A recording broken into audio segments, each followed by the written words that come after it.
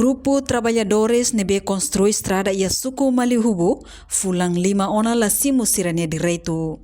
Representante povo e Parlamento Nacional, Lihusi deputado José da Cruz levanta assunto de plenária Parlamento Nacional, segunda-feira Loronçanulo Racing Rua fulang maio tinangne.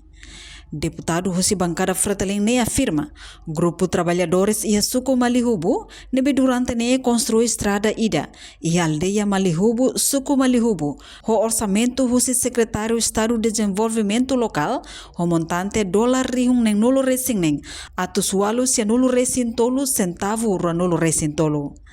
Trabalhador Sirene lamenta teve seu projeto nebe maka implementa e a suco refere. Tamba projeto ne hahu construi e a fulan janeiro. No quase remata ona, mas besira se deu que tam pagamento durante fulan 5 ona. Trabalhador Sirene lamenta teve seu projeto nebe maka implementa e a suco. Projeto ne se reconstrui começa aquele em janeiro, fevereiro, e progresso né se consegue construir uma estrada né 200 metros, o muro proteção 80 e tal metros. Projeto né quase que é verdade ramatão. Mas até agora estamos na fulan 5 lá. Se a cidade retam pagamento nem 20 sida. E não é mais se a toca, tá se a preocupa teve só se ni direito nem bem mais se a halo teu, mas se a dia que o senhor secretário de Estado de Desenvolvimento Local vai implementar este projeto, se a halo teu na, mas se a cidade reta se ni salário.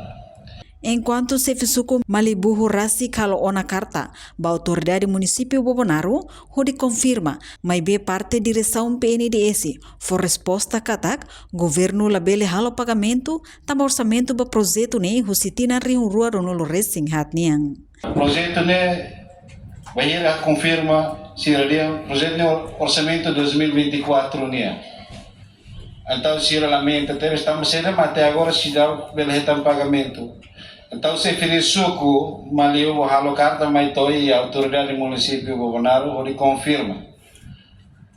Resposta Rússia em direção PNDS, né, de engata o projeto do governo, né, até agora, se dá o belo halo pagamento, está no orçamento, né, 2024, né.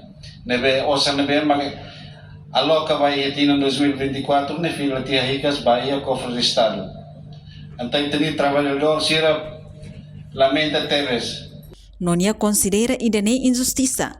Tamba governo implementa projeto refere la os atu beneficia povo, mas bebuca atu sacrifica fali povo. Reportagem Melda Fátima, Televisão Timor Post. Janela informação ba emogoto. Atu tem informação atual dia clio. Kita haluha. Hane botão subscribe, like.